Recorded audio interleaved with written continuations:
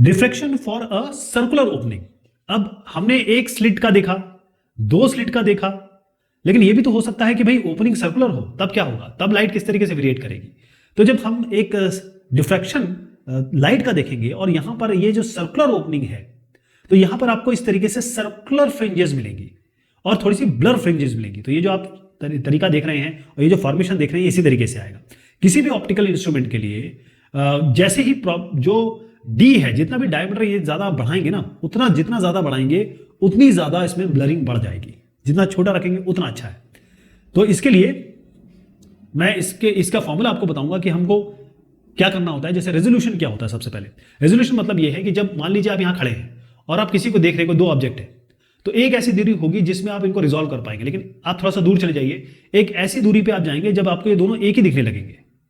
तो ये resolving power ये है कि बस ये एकदम आप इन दोनों को रिजॉल्व कर पाए, पता कर पाए कि ये दो अलग अलग ऑब्जेक्ट है। इसी को हम रेजोल्यूशन कहते हैं।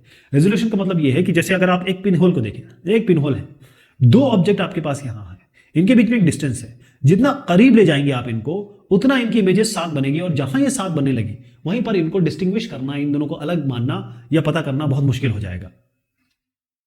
रेजोल्यूशन की क्या लिमिट होगी फिर?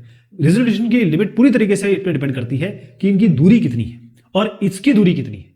तो इमेज हम तभी रिजॉल्व कर पाएंगे, दो जो आपके ऑब्जेक्ट है उनको तभी रिजॉल्व कर पाएंगे जब सेंट्रल मैक्सिमम एक पैटर्न का दूसरे के पहले डार्क फ्रिंज के साथ कोइंसाइड करे। फिर से समझिएगा कि हम रेजोल्यूशन कब कर पाएंगे। बहुत बड़ा ये सेंटेंस है, मतलब इसमें कंटेंट बहुत सारा है, बहुत सारी चीज समझने की बात है। इसमें मैं ये बताना चाहता हूं कि ये दोनों आपकी सेपरेट इमेजेस हैं, लेकिन ये सेपरेट इमेज कब तक रहेंगी? क्योंकि यहां पर जैसे ही ये मिल गई, ये आपको आप ये दोनों इमेज जो दो अलग है उनको रिजॉल्व नहीं कर सकते। रिजॉल्व तभी कर पाएंगे, उस लेवल तक कर पाएंगे जबकि जो सेंट्रल मैक्सिमा होगा पहले वाले का, एक पैटर्न का, इसका अलग पैटर्न बन रहा है, एक का अलग पैटर्न बन रहा है ना, तो जो सेंट्रल मैक्सिमा है किसका, पहले पैटर्न का, वो अगर मिल जाए या कोइंसाइड कर जाए जो दूसरे की पहली डार्क फ्रिंज है, पहले की जो दूसरी डार्क फ्रिंज है वो कहां पर है, वो यहां है। तो इसकी जो ये फर्स्ट डार्क फ्रिंज, ये पहले की फर्स्ट डार्क फ्रिंज यहां बन रही है और इसका सेंट्रल मैक्सिमा यहां है। तो जब ये दोनों कोइंसाइड कर जाएंगे, पहले का सेंट्रल मैक्सिमम, दूसरे का पहला डार्क फ्रिंज, तब आप इसको रिजॉल्व कर पाएंगे, अदरवाइज नहीं। ये आपको रेजोल्यूशन की लिमिट समझनी है। रिजॉल्विंग पावर क्या होता है किसी भी इंस्ट्रूमेंट का, चाहे कैमरा ले ले, चाहे कोई भी ऑप्टिकल डिवाइस ले ले, तो जो रिजॉल्विंग पावर होता है किसी भी इंस्ट्रूमेंट का, ये इसका मतलब ये है कि वो कितने अच्छी तरीके से, उसकी एबिलिटी क्या है, उसकी पावर क्या है कि दो इमेजेस को अलग अलग तरीके से बता सके, या फिर इमेज के अंदर जो दो कंटेंट है उनको अलग अलग तरीके से दिखा सके। तो इसी को हम कहते हैं, ये जो मैंने कहा कि भाई जो उसका खोल है, जो पिन होल है, और ये थीटा जो है इसको हम लिमिटिंग एंगल कहते हैं। अगर इसके फॉर्मूले पे आऊंगा तो साइन थीटा अगर बहुत छोटा एंगल होता है ना, तो हमेशा मैथमेटिक्स से पढ़ा होगा, साइन थीटा को हम थीटा के बराबर लेते हैं। जैसे हम टेन थीटा को साइन थीटा के बराबर ले लेते हैं, वैसे साइन थीटा थीटा के बराबर होता है। तो लिमिटिंग एंगल जो रेजोल्यूशन है, अगर एक सर्कुलर ओपनिंग आपकी ये है, इसका डी डायमीटर है, आपका ये सर्कुलर ओपनिंग है, लैम्डा इस लाइट की वेवलेंथ है, और ये जो थीटा जीरो जिसको हम कह रहे हैं कि ये लिमिटिंग एंगल है, ये जो थीटा है ना, ये थीटा, इसी को हम कह रहे हैं कि ये लिमिटिंग एंगल है। ये किसके बराबर होगा? इसका फॉर्मूला हमने अभी, हम इसका एक्सप्लेनेशन नहीं देंगे, लेकिन डायरेक्ट फॉर्मूला बता रहा हूं आपको, 1.22 lambda by D. Lambda wavelength, ये जो डी है इसका डायमीटर है। बस ये इसी से पता चल जाएगा कि भाई लिमिटिंग एंगल क्या है रेजोल्यूशन का, कि आप अच्छे से रिजॉल्व कर पाए। तो रेजोल्यूशन और डिस्टेंस में अगर आप देखें तो यहां पर दो ऑब्जेक्ट है, इनकी यहां पर ये जो भी ऑप्टिकल इंस्ट्रूमेंट है, लेंस है, वो आपकी एक इमेज बनाता है। ये आपका थीटा एंगल है, लिमिटिंग एंगल, दोनों जगह एक ही बात कर रहा हूं मैं। यहां से यहां तक की दूरी पी है, तो लिमिटिंग एंगल जैसे मैंने आपको कहा थीटा बराबर 1.22 लैम्डा बाय डी, ये तो आप समझ गए थे। यहां पर अगर हम दूसरे वेरिएशन में करें और यहां की ज्योमेट्री ले तो ये बनता है S0, जो कि इन दोनों बीच ऑब्जेक्ट के बीच की दूरी है, डिवाइडेड बाय P, मतलब इसकी इन ऑब्जेक्ट की इससे दूरी क्या है, मतलब यहां से जो इस लेंस की दूरी है P, इसको भी हम यूज कर सकते हैं। तो ये दो फॉर्मूले आपको दिमाग में बिठाने हैं।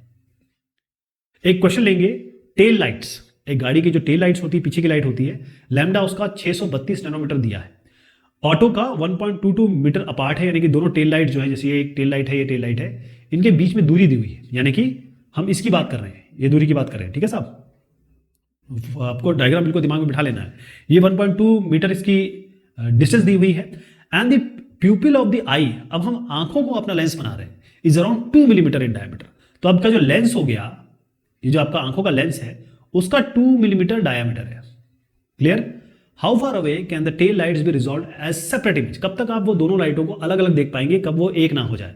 तो इसमें फिर से वही वाला फॉर्मूला या वही डायग्राम यूज करेंगे। टेल लाइट आपकी ये हो गई, S0 ये डिस्टेंस हो गया, यहां से यहां तक की दूरी P मान रहे हैं, और ये आंखों की पुतली जो है वो कैपिटल D मान रहे हैं। तो इसके फॉर्मूला क्या लेंगे? मैंने आपको बताया था 1.22 लैम्डा बाय डी बराबर S0 बाय P। ये अलग अलग सिंबल्स हो सकते हैं अलग अलग किताब में। आपको P निकालना है तो क्या करेंगे, ये बन जाएगा S0 into D by 1.22 lambda. सारी वैल्यू आपके पास है। S0 मैंने आपको बताया था 1.2 मीटर है, ठीक है, ये S0 हो गया, ये आपका हो गया। इसके बाद D मैंने आपको बताया था कि 2 मिलीमीटर है, इसको कन्वर्ट कर दीजिए, इंटू 10 की पावर -3 से मल्टीप्लाई करिए तो आपका 0.002 आ जाएगा। डिवाइड करिए 1.22, खैर तो एक स्टैटिक नंबर है। लैम्डा आपको दिया हुआ 632, तो इसको मल्टीप्लाई कर दीजिए 10 की पावर -9 से, ताकि आप इसको मीटर में कन्वर्ट कर सके। P कितना आ गया? 3.11 किलोमीटर। 3.11 किलोमीटर तक आप इन दोनों को अलग अलग देख पाएंगे, उसके बाद आपको ये दोनों एक ही दिखाई देंगे।